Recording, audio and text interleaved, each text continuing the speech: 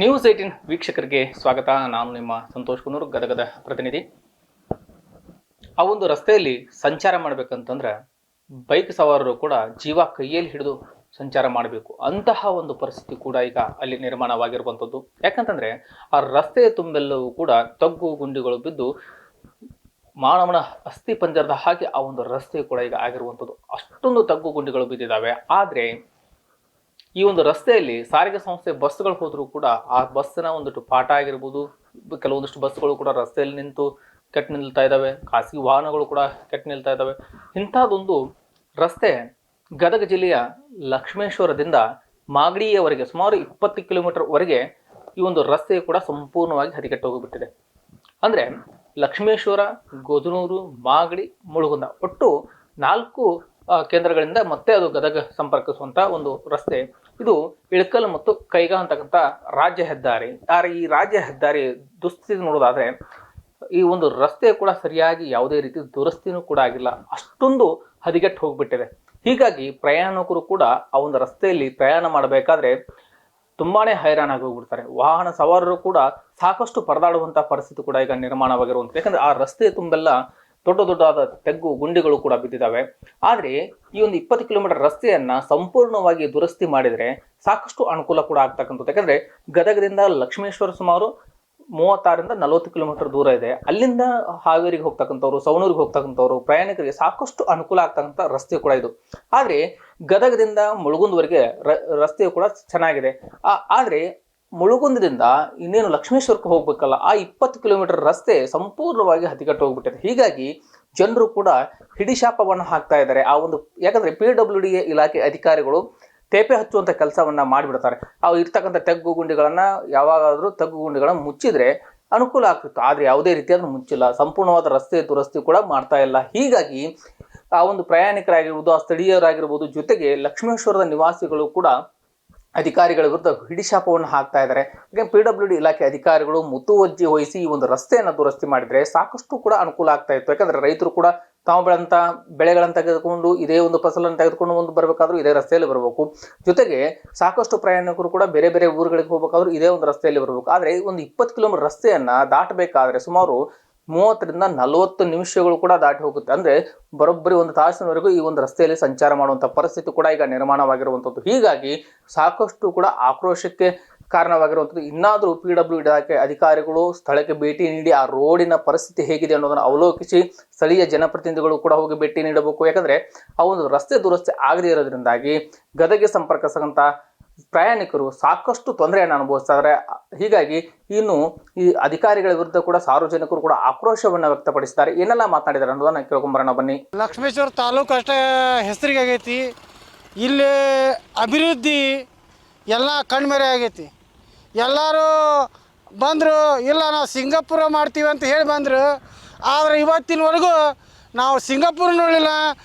ಒಂಥರ ಹೆಂಗೆ ನರಕ ಯಾತನೆ, ಮಾಗಡಿ ಮುಟ್ಟ ಮಠ ನರಕ ಯಾತನೆ ಮಾಡೋಂಥ ಒಂದು ಸಂದರ್ಭ ಬಂದೈತಿ. ಒಂದು ಎಮರ್ಜೆನ್ಸಿ ಆಂಬುಲೆನ್ಸ್ನಾಗ ಹೋಗೋಂಥ ಪೇಷಂಟ್ 2 ಸಲ ಪುಟದ ಬೀಳ್ತೈತಿ ಅಂದ್ರೆ ವಿಚಾರ ಮಾಡಿ. ರೋಡ್ ಹದಗೆಟ್ಟೈತಿ. ದಿನಕ್ಕೆ ಲಕ್ಷ್ಮೇಶ್ವರ ಏನಾಗ ಕುಂತೈತಿ. ಸರ್ಕಾರಕ್ಕೂ ಗುರ್ತಿರ್ಬೇಕು, ಅಧಿಕಾರಿಗಳಿಗೂ ಗುರ್ತಿರ್ಬೇಕು. ಅಭಿವೃದ್ಧಿ ಆಗೋಂಥ ಲಕ್ಷ್ಮೇಶ್ವರನ ನೀವು ಕುಂಠಿತ ಮಾಡ್ತಾ ಇದ್ದೀರಿ. ರೋಡ್ ನರಕನ ರೀ. ಇದ್ರಾಗ ಹೋಗ್ಬಿಟ್ಟು ನಡ ಮುರ್ಕೊಂಡು ಹೋಗ್ಬೇಕು. ಮೊನ್ನೆ 3 ಸಲ ಬಿದ್ದೋಗಿನ್ರಿ ನಾ ಇದ್ರಾಗ. ಇಂಥ ಪರಿಸ್ಥಿತಿ ಹೋಗಿ ಇವ್ರು ಏನು ಮಾಡಕ್ಕೆ ಕುಂತಾರೆ?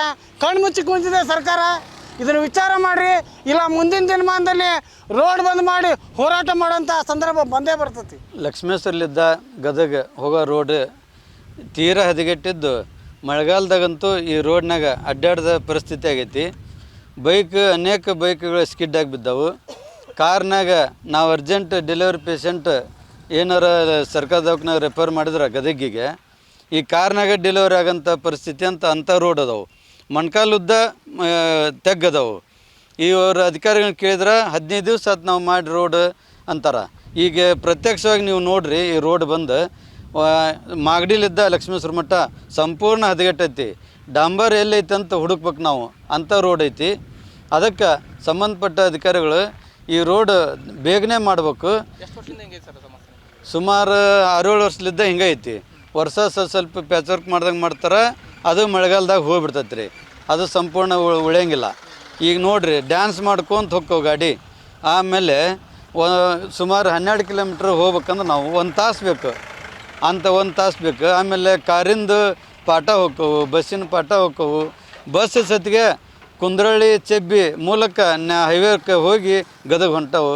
ಹಿಂಗೆ ಇಂಥ ದುರದೃಷ್ಟ ನಮ್ಮ ಲಕ್ಷ್ಮೇಶ್ವರ ನಗರದ್ದಾಗೈತಿ. ಆದಷ್ಟು ಬೇಗನೆ ಈ ರೋಡ್ ರಿಪೇರಿ ಮಾಡಿ ಈ ಜನರಿಗೆ ನಮ್ಗೆ ನೆಮ್ಮದಿಯಾಗಿ ಅಡ್ಡಾಡೋಕ್ಕೆ ಅನುಕೂಲ ಮಾಡಿಕೊಡ್ಬೇಕಂತ ಈ ಮೂಲಕ ಹೇಳ್ಕೊಬಿಡ್ತೀವಿ. ಈಗಾಗಲೇ ಲಕ್ಷ್ಮೇಶ್ವರ ನಗರ ಗದಗ ಜಿಲ್ಲೆ 2ನೇ ಪಟ್ಟಣ ಅಂತಾರೆ. ಆದ್ರೆ ಲಕ್ಷ್ಮೇಶ್ವರ ಪರಿಸ್ಥಿತಿ ಯಾವ ಥರ ಆಗೈತೆ ಅಂದ್ರೆ ಈಗ ತಾನೇ ನೋಡ್ಬೋದು. ಈ ರೋಡು ಲಕ್ಷ್ಮೇಶ್ವರದಿಂದ ಗದಗ ಹೋಗುವಂಥ ಮುಖ್ಯ ರಸ್ತೆ ಇದು. ಈ ಲಕ್ಷ್ಮೇಶ್ವರದ ಮುಖ್ಯ ರಸ್ತೆ ಹದಗೆಟ್ಟಿರೋದ್ರಿಂದ ಒಂದು ಬುಟ್ಟಿ ಮಣ್ಣು ಸತಿಗೆ ಹಾಕಿಲ್ಲ. ಈ ಡಬ್ಲಿಗೆ ಹಚ್ಚಿದ್ರೆ ಏನಂತಾರೆ, ಮೊನ್ನೆ ತಾನೇ ರಿಪೇರಿ ಮಾಡೇವಿ, ಈಗ ಮತ್ತು ದೊಡ್ಡ ಮಟ್ಟದಾಗ ಮಳೆಯಾಗಿ ಗುಂಡಿ ಬಿದ್ದಾವು, ನಾವು ಆಗಲೇ ರಿಪೇರಿ ಮಾಡೇವಿ ಅಂತ ಹೇಳ್ತಾರೆ. ಆದ್ರೆ ಸುಮಾರು ವರ್ಷಗಳಿಂದ ಒಂದು 3-4 ವರ್ಷಗಳಿಂದ ಅಥವಾ ಈ ರೋಡ್ಗೆ ಯಾವುದೇ ಥರ ಒಂದು ಬುಟ್ಟಿ ಮಣ್ಣು ಸತಿಗೆ ಹಾಕಿಲ್ಲ. ಈ ರೋಡ್ನ್ಯಾಗ ಸುಮಾರು ಈಗಾಗಲೇ ಜೀವ ಹಾನಿ ಆಗಿದ್ದು, ಪ್ರಾಣ ಹಾನಿ ಆಗ್ಯಾವು ಸುಮಾರು. ಯಾಕಂದ್ರೆ ಸಣ್ಣ ಮಕ್ಕಳನ್ನ ಶಾಲಾ ಕಾಲೇಜ್ ಕರ್ಕೊಂಡು ಹೋಗೋದಿರಲಿ, ಲಕ್ಷ್ಮೇಶ್ವರದಿಂದ ಗದಗ ನಾವೊಂದು ಶಾಲಾ ಕಾಲೇಜ್ ಮಕ್ಕಳಿಗೆ ಕಲಿಸ್ಬೇಕಾದ್ರೆ ಆ ಬಸ್ ಸತಿಗೆ ಬಂದ್ ಮಾಡಿದ್ರಿ. ಇದನ್ನು ಬಸ್ ಪಾಠ ಕೇಳ್ತಾರೆ, ಬಸ್ನ ಯಾಕೆ ಬಿಡಂಗಿಲ್ಲ, ನಾವು ಸುಮಾರು ಬಸ್ ಅದಾವಲ್ಪ ಮತ್ತು ಗದಗ ಯಾಕೆ ಬಿಡಲ್ಲ ಅಂತಂದ್ರೆ, ಹೌದು ಸರಿಯಾದ ರೋಡ್ ಇಲ್ಲ. ನಾವು ಕೆಲವೊಂದಿಷ್ಟನ್ನ ಕುಂದ್ರಳ್ಳಿ ಚೆಬ್ಬಿ ಮ್ಯಾಗ ಹೋಗುವಂಥ ಪರಿಸ್ಥಿತಿ ಆಗೈತಿ. ನಾವು ಈ ಲಕ್ಷ್ಮೇಶ್ವರದಾಗ ಇನ್ನು ಏನಿದ್ದು ಇಲ್ಲಂಥ ಪರಿಸ್ಥಿತಿ ನಿರ್ಮಾಣ ಆಗೈತಿ. ಈಗಾಗಲೇ ನೋಡ್ರಿ, ಈಗ ನಮ್ಮ ಲಕ್ಷ್ಮೇಶ್ವರದಿಂದ ಮಾಗಡಿ ಮಠನೂ ಏನಾಗೈತೆ ಅಂದ್ರೆ ರೋಡ್ ಭಾಳ ಹಾಳಾಗಿ ಹೋಗೈತಿ. ನಮ್ದು ಲಕ್ಷ್ಮೇಶ್ವರ ಶಿರಟ್ಟಿ ವಿಧಾನಸಭಾ ಕ್ಷೇತ್ರಕ್ಕೆ ಬರ್ತಕ್ಕಂಥ ರೋಡ್ ಏನೈತೆ ಹಾಳಾಗ ಆ ಕಡೆ ಎಲ್ಲ ಅವ್ರವ್ರು ಬೇಕಾದಂಗೆ ಮಾಡ್ಕೊಂಡ್ರೆ ಅವರು ಎಚ್ ಕೆ ಪಾಟೀಲ್ ತಮ್ಮ ಕ್ಷೇತ್ರದಾಗ ರೋಡ್ ಮಾಡಿಸಿದ್ದಾರೆ ಅವರು. ಮುಂದೆ ಬರುವ ಲಕ್ಷ್ಮೇಶ್ವರ ನಮ್ಮ ಶಿರಟ್ಟಿ ವಿಧಾನಸಭಾ ಕ್ಷೇತ್ರದಿಂದ ಈ ರೋಡ್ ಎಲ್ಲ ಹದಗೆಟ್ಟೋಗೈತಿ. ಯಾರು ತಾನೇ ರೈತರು ಚಕ್ಕಡಿ ಎತ್ತು ತೊಗೊಂಡು ಹೋಗೋಂಥ ಪರಿಸ್ಥಿತಿ ಆಗೈತಿ. ಯಾಕಂದ್ರೆ ಸುಮಾರು ಸರಿ ನಾವು ಮನವಿ ಕೊಟ್ವಿ, ಇವತ್ತು ಬೆಳಿಗ್ಗೆ ಸರಿ ನಾವು ಫೋನ್ ಮಾಡಿದ್ವಿ. ಅದಕ್ಕೆ ನಮಗೆ ಈ ರೋಡ್ ಸಂಬಂಧ ಸಾಕಾಗಿ ಹೋಗೈತಿ. ನಮಗೀಗ ಇವತ್ತು ಮಾತಾಡಿದ್ರೆ ಹೇಳಿದ್ರು ಅವರು, ಇನ್ನೊಂದು ವಾರದಿಂದೊಳಗಾಗಿ ನಾವು ಇದನ್ನು ಮಾಡ್ತೇವೆ ಅಂತ ಹೇಳ್ಯಾರ. ನೋಡ್ತೇವೆ ನಾವು ಇನ್ನೊಂದು ವಾರದಿಂದೊಳಗೆ ಮಾಡಿಲ್ಲ ಅಂದ್ರೆ ಇರ್ತಕ್ಕಂಥ ಎಲ್ಲ ರೈತರನ್ನ, ಎಲ್ಲ ಸಂಘಟನೆಯವ್ರನ್ನ ಎಲ್ಲ ಕರ್ಕೊಂಡು ಇಲ್ಲೇ ಎತ್ತು ಎಮ್ಮಿ ಆಕಳ ದನ ಕರ್ಕೊಂಬಂದು ಇಲ್ಲಿ ಹೋರಾಟ ಮಾಡ್ತೇವೆ. ಆ ರೋಡ್ ಪ್ರಾರಂಭ ಆಗೋ ಮಟ್ಟ ನಮ್ಮ ಹೋರಾಟ ನಿರಂತರ ಇರ್ತೈತೆ ಅಂತ ಹೇಳಕ್ಕೆ ಎಚ್ಚರಿಕೆ ಪಡ್ತೇನೆ ನಾನು. ವೀಕ್ಷಕ ಹೇಳಿದ್ರ ಸಾರ್ವಜನಿಕರ ಮಾತನ್ನ. ಯಾಕಂದ್ರೆ ಪ್ರಯಾಣಿಕರು ದಿನನಿತ್ಯ ಇದೇ ಒಂದು ರಸ್ತೆಯಲ್ಲಿ ಸಂಚಾರವನ್ನು ಮಾಡ್ತಾ ಇದ್ದಾರೆ. ಯಾಕಂದ್ರೆ ಬೈಕ್ ಸವಾರರು ಕೂಡ ತಗ್ಗು ಗುಂಡಿಗಳನ್ನು ತಪ್ಪಿಸೋಕೆ ಹೋಗಿ ಬೈಕ್ ಅಪಘಾತಗಳು ಕೂಡ ಆಗಿರುವಂಥ ಸಾಕಷ್ಟು ಉದಾಹರಣೆಗಳಿದ್ದಾವೆ. ಸಾಕಷ್ಟು ಜನರು ಬಿದ್ದು ಕೈ ಕಾಲು ಮುರ್ಕೊಂಡಿದ್ದಾರೆ.